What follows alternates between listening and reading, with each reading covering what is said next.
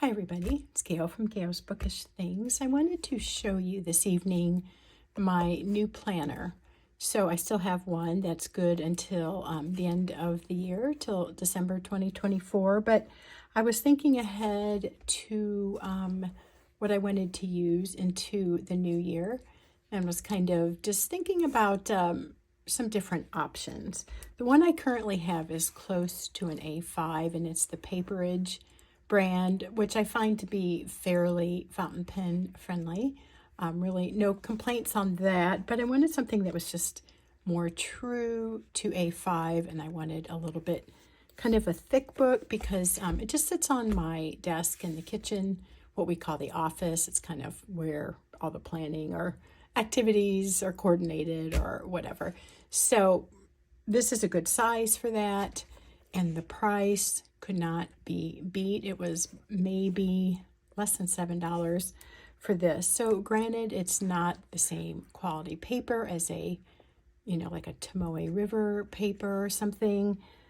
But for me, this is strictly a planner. It's not something I do fancy things in. It's not really something I have to write with fountain pens in.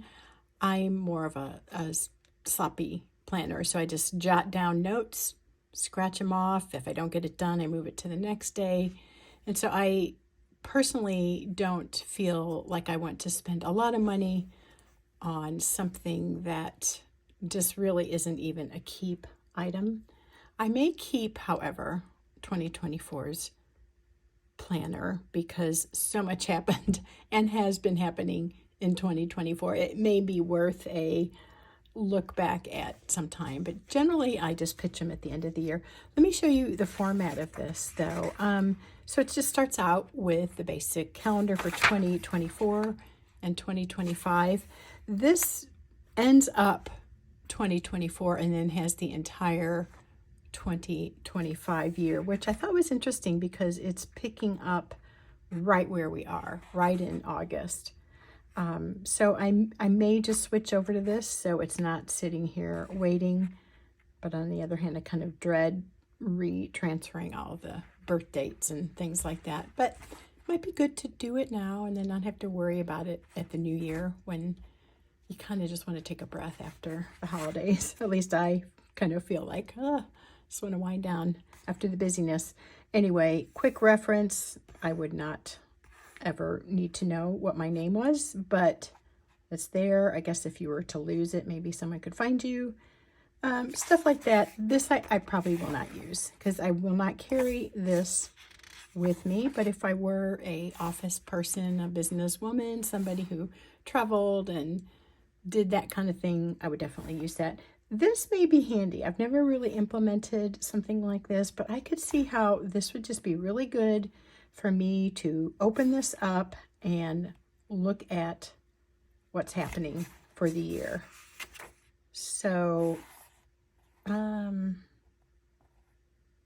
trying to look at how this is kind of, does it end with June? Did I not pay? No, it goes through January. I'm not sure why.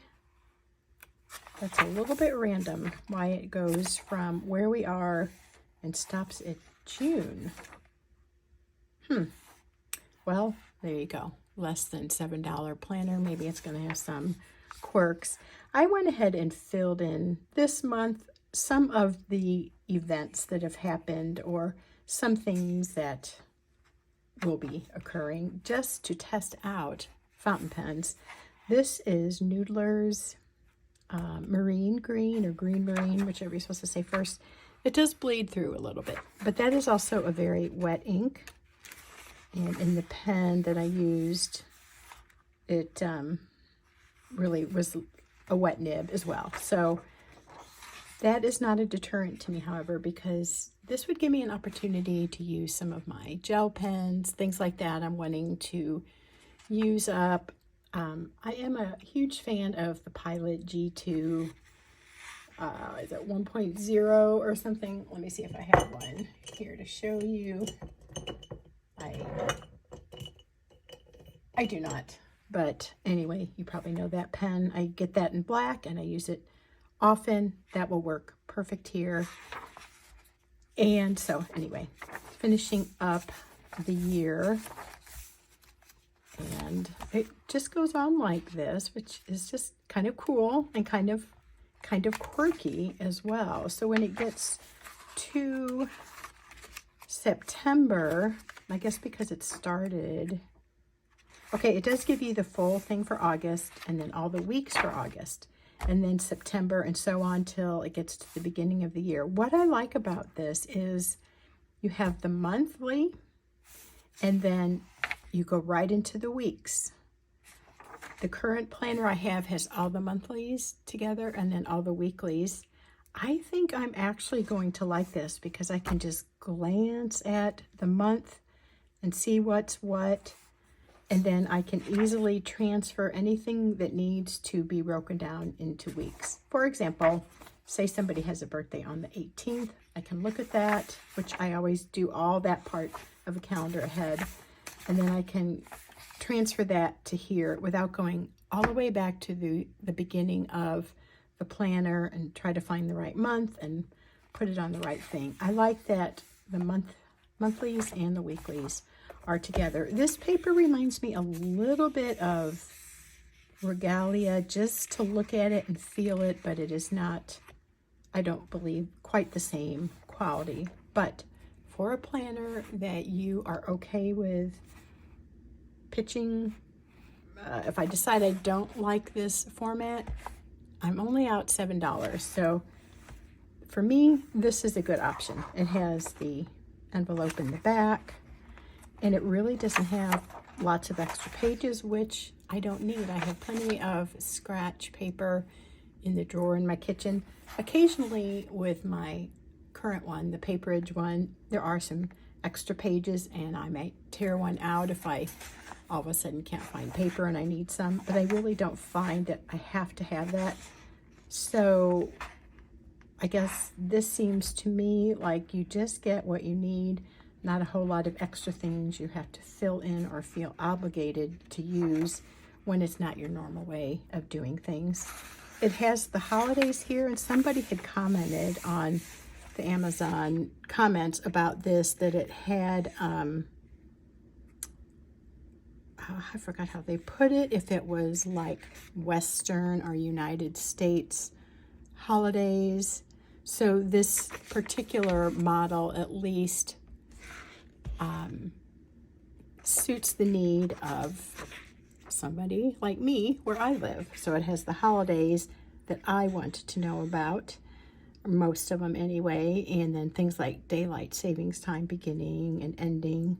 So I appreciate that. Now this might be for Canada, Boxing Day. We don't really do that here in the US, but so maybe it's a North American type geared towards version of this.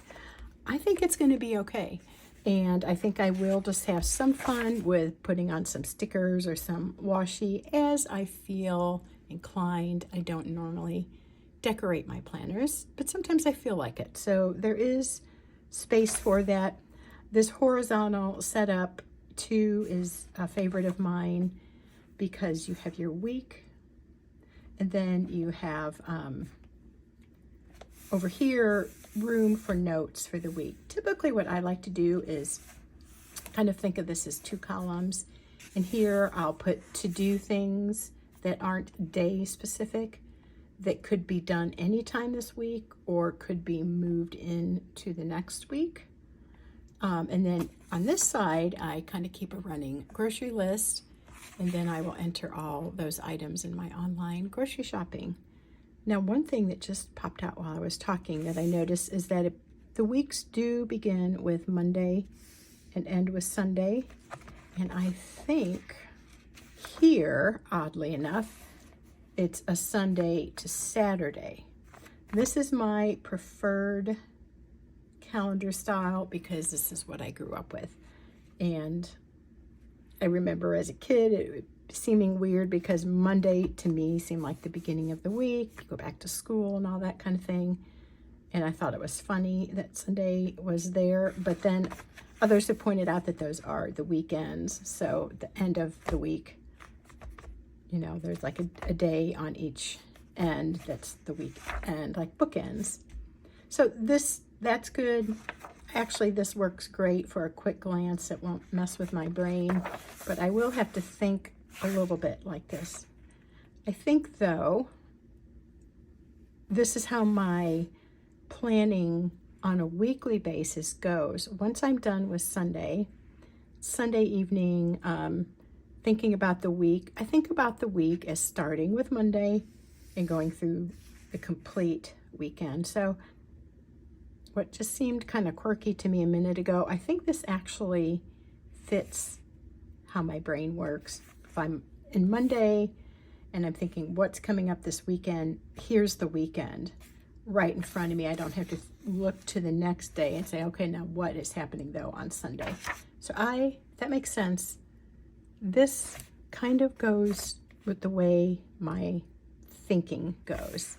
It's bright white paper, as you can see. I think I mentioned it was 100 GSM, and it is the A5 size. So I like that for a planner because I am a big writer. I'm sloppy when I'm doing things like this. I don't care so much about being tidy or neat with my writing. Just as something I need to read.